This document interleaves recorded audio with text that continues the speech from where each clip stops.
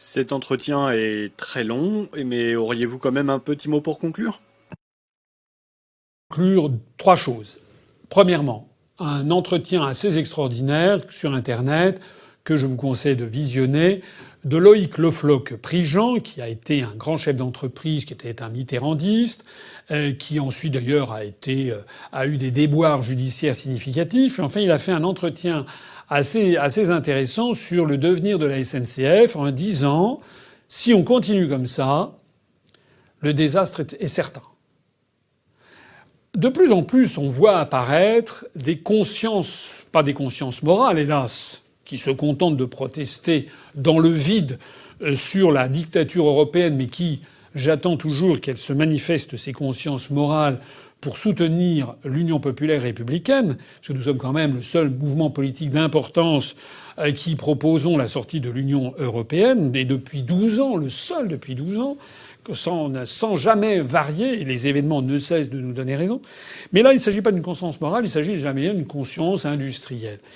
Un jour va venir, je pense assez vite, où de plus en plus de capitaines d'industrie, comme on dit, de chefs d'entreprise, après avoir soutenu mordicus la construction européenne, vont se rendre compte que si on veut sauver la France, et notamment l'industrie française, il faut sortir de l'Union européenne.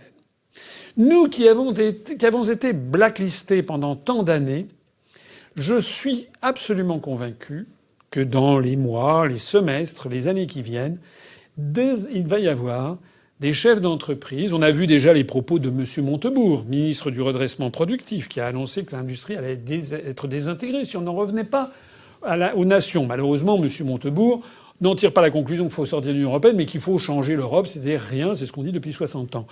M. Le Floch-Prigent, à son tour, tire la sonnette d'alarme en disant qu'on est en train de détruire la SNCF. Voilà. Il faut que de plus en plus de chefs d'entreprise se manifestent et fassent comprendre à la population que la folie, ça n'est pas de sortir de l'Union européenne, c'est d'y rester. La deuxième chose que je voudrais dire, c'est que l'on a appris ces jours-ci que le nombre d'étudiants étrangers venant étudier en France, tenez-vous bien, en 2020, va chuter de 30 à 50%. Je renvoie ceux qui suivent nos analyses depuis un certain nombre d'années. Je renvoie au débat qui avait eu lieu au moment de l'adoption de la loi Fioraso, qui a permis qu'en France, désormais, il y ait des établissements publics, et non des moindres, l'IEP, l'Institut politique de Paris, par exemple, pour ne pas le nommer, ou bien telle ou telle grande université, qui administrent leurs cours en langue étrangère, et évidemment en anglais. Par exemple, je connais un de nos adhérents, un étudiant qui vient d'entrer à l'IEP de Paris, qui va aller sur le campus de l'IEP de Paris, qui se trouve à Reims, sur les études concernant l'Amérique du Nord. Tous ces cours dans tous les sujets sont tous en anglais. Ça va pas. Qu'il y ait des cours d'anglais intensifs, d'accord. Que éventuellement on fasse un cours d'anglais de civilisation américaine, très bien. Mais que tous les cours soient en anglais, c'est contraire à la Constitution française, la langue de la République c'est le français, ça a été autorisé par la loi Fioraso. Nous avions été d'ailleurs le seul parti politique à nous battre contre cela. Nous sommes en permanence ceux qui défendons le principe de la langue française, le principe de la francophonie. J'ai célébré il y a quelques semaines l'anniversaire de l'adoption de l'édit de Villers-Cotterêts, qui, en 1519, c'était le 500e anniversaire, par cet édit, eh bien, François Ier a imposé le fait que tous les actes civils en France soient rédigés en langue française et non plus en latin, comme c'était le cas auparavant. Eh bien, on nous avait vendu cette loi Fioraso en nous expliquant que si on permettait que dans l'enseignement supérieur en France, il y ait de plus en plus de cours uniquement en anglais, ça attirerait des étudiants anglophones. Et donc ça favoriserait le rayonnement de l'enseignement supérieur en français. C'est vrai ou c'est pas vrai? C'est vrai. Reprenez tous les débats. Je vous renvoie à des vidéos où j'étais là à débattre, notamment avec sur Canal 23, avec Christophe Ondelatte, où il y avait eu le professeur de l'université de Toulouse 3 qui m'avait volé dans les plumes, que j'étais évidemment bien sûr un ringard, que j'avais pas compris que si et que ça, c'était la super intelligence que de donner des cours en anglais en France, que c'était formidable, et c'était ça. Il y avait que Calix Beyala, qui est une romancière camerounaise, qui était venue à mon secours et qui avait traité les autres en disant vous êtes des traîtres à votre propre langue. Bon, allez revoir ce truc. Eh bien voilà, quelques années après, on tire la conclusion, loin d'attirer de plus en plus d'étudiants étrangers, on les fait fuir.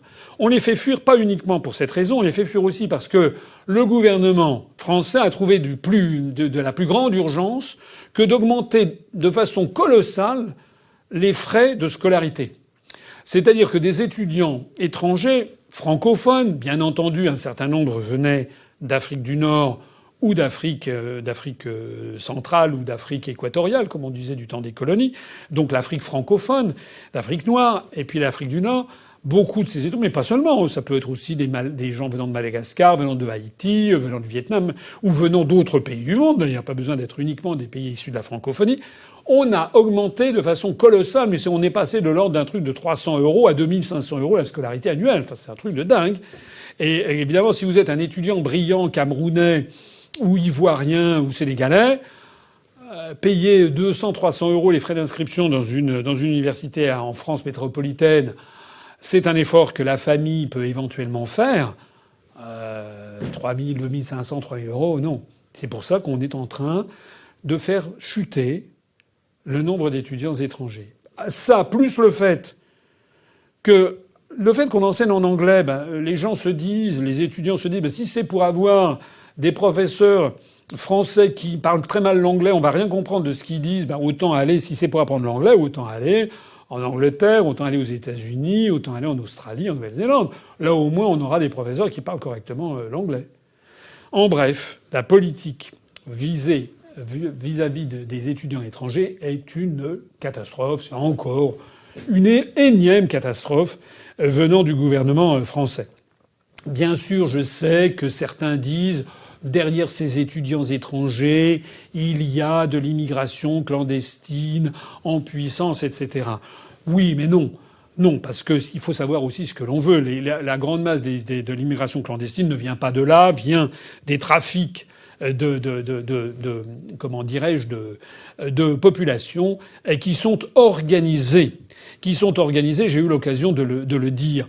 Les étudiants étrangers, c'est fondamental que la France accueille en France des étudiants marocains, algériens, tunisiens, ivoiriens, maliens, sénégalais, malgaches, camerounais, gabonais, haïtiens, vietnamiens, cambodgiens, etc. C'est fondamental parce qu'il y va de la poursuite du rayonnement intellectuel de la France et de l'université française dans le monde, et pour avoir ensuite des cadres de l'administration privée ou des administrations publiques dans tous ces pays qui raisonneront, qui parleront en français, qui se rappelleront leurs études en français. Puisque j'en suis à parler des trafics migratoires, un mot également sur cette déclaration du responsable de l'ONG Terre des Hommes qui a dit sur France Info il y a quelques jours que l'on estimait que le trafic des êtres humains en Méditerranée, ce trafic qui est organisé de ces immigrants clandestins, ce qu'on appelle les migrants, rapporterait jusqu'à 32 milliards de dollars. Voilà. Donc là, les langues commencent à se délier. On commence à voir que derrière ces déclarations sur il faut accueillir tous les migrants, il se cache en fait derrière des trafics mafieux. J'en ai déjà parlé plusieurs fois. Il faut arrêter de verser dans l'angélisme. Il y a des trafics mafieux qui sont tenus par les mafias. Je l'avais dit, on l'avait même montré avec l'opération Frontex, je crois qu'on l'avait montré lors des derniers entretiens d'actualité. Des mafias tunisiennes, algériennes, marocaines, italiennes, que ce soit la mafia sicilienne ou la 'ndrangheta calabraise, des mafias albanaises, des mafias turques, etc., qui sont là derrière ces affaires. Arrêtons de faire preuve d'angélisme sur ces questions migratoires. Favorisons le maintien des populations dans leur pays d'origine. Pour cela, ça signifie qu'il faut favoriser l'apparition de cadres supérieurs, d'une catégorie d'intellectuels, de gens qui sont capables d'en tenir l'encadrement de leur pays. Et il faut favoriser donc les étudiants étrangers en France. Il faut favoriser le maintien de ces populations dans leur pays, il n'y a pas de mystère, il faut favoriser le développement de tous les pays du Sud. Or, ce développement, nous ne pourrons pas le favoriser dans le cadre de la construction européenne qui nous force à dégager tous nos fonds pour les donner à des pays comme l'Albanie, l'Estonie, la Lituanie, etc., alors que nous devrions les diriger vers les pays du Sud pour développer ces pays qui, par ailleurs, sont des pays qui sont très proches de la France. Je l'ai dit un nombre de fois incalculable, et je le redis pour l'incalculable plus 1. Je ne cesserai de le dire parce que c'est la vérité. C'est l'un des sujets les plus fondamentaux de l'avenir de la France. J'ai beaucoup parlé. Je vous prie de m'en excuser. Mais enfin, nos vidéos ont du succès. Je sais que vous êtes nombreux à les écouter. Je sais également, je voudrais remercier certains de nos adhérents.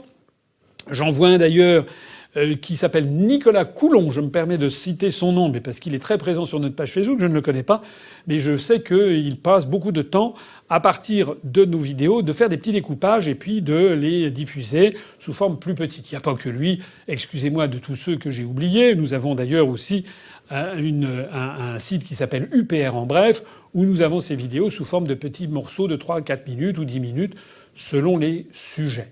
Je vous prie donc de m'excuser d'avoir été long, mais libre à vous, libre à tous les internautes d'y puiser matière et de faire circuler toutes ces informations. Vous le devez non seulement à l'UPR, mais vous le devez surtout à la France, parce que malheureusement, eh bien, nous avons besoin d'un gros travail pour informer la population française au-delà de la propagande. Je terminerai mon propos en vous rappelant, en vous demandant sincèrement de faire votre devoir vis-à-vis de l'UPR. Nous avons actuellement, je l'avais déjà dit, des difficultés financières dues au fait que nous n'avons pas atteint les 3% aux élections européennes. Comme vous le savez, nous refusons de faire des prêts bancaires. Donc nous n'aurons pas de prêts bancaires, ça va passer tout juste. Mais ça serait bien que toutes celles et tous ceux qui m'écoutent se disent cette fois-ci j'adhère à l'UPR, cette fois-ci je verse ma cotisation à l'UPR, cette fois-ci je fais un don spécial à l'UPR, etc. Pourquoi ça ? Parce que les élections municipales vont arriver. Nous aurons des surprises, des bonnes surprises que nous vous ferons. Je pense notamment à l'université d'automne. Je travaille beaucoup sur ces questions. Nous allons renforcer un petit peu les équipes de l'UPR, au moins pendant la durée de la campagne pour les municipales, pour avoir une vraie force de travail. Nous allons essayer d'aider les candidats aux élections municipales, notamment dans les villes moyennes de France où nous nous présenterons. Nous avons pour cela besoin d'argent. Nous présenterons donc prochainement déjà les premiers candidats. J'avais laissé un petit pointé certains au moment lorsque j'étais allé dans Seine-Saint-Denis. Je continue à parcourir la France. Je m'adresse ici à toutes celles et à tous ceux d'entre vous qui ont confiance dans l'UPR. Ne baissons pas les bras. Surtout pas. Surtout pas. Je me promène beaucoup en France pendant ces vacances. Je vois que notre notoriété, la notoriété de l'UPR en général et la notoriété de ma personne en particulier sont en très très forte croissance, avec un soutien de plus en plus significatif de la population. Parce que les Français, ils sont quand même pas aussi bêtes que certains veulent le croire. Beaucoup de Français regardent ce qui se passe au Royaume-Uni. Voilà. Il y avait un sondage RTL ces jours-ci qui disait: est-ce que vous, personnellement, vous avez peur du Brexit au Royaume-Uni ? Et j'ai eu le plaisir de voir qu'il y avait que 23% des 10 000 personnes qui avaient répondu à ce sondage RTL en ligne. 23% qui disaient oui, j'ai peur. Et non, il y en avait 4% qui avaient dit j'ai pas peur. Et puis donc, il y avait 73% qui disaient non, moi, j'ai pas peur. 4% qui disaient je sais pas. C'est-à-dire que 3/4 des Français se disent bon, ces histoires de Brexit, on nous en fait quand même un peu beaucoup pour que ce soit vrai. Alors, ça veut dire que les Français examinent ce qui se passe. En ce moment, les Français sont en pleine réflexion. Je suis absolument convaincu que le Brexit va avoir lieu, je l'espère en tout cas, et si le Brexit a lieu, elle a bien lieu, eh bien nous allons ensuite entrer dans le vif du sujet. Je l'ai déjà dit tout à l'heure, les Français, comme tous les peuples d'Europe, vont pouvoir juger sur pièce. Et je ne doute pas qu'à partir de ce moment-là, beaucoup de gens vont se rendre compte que depuis 12 ans et demi, l'UPR est sur la bonne ligne, celle qui va permettre de redresser notre pays. Je vois trop souvent des commentaires désabusés du style tout est foutu, les Français ont baissé les bras. Non, non, non, non, non. Les Français, c'est une tradition historique, sont parfois un peu lents à la détente. C'est vrai.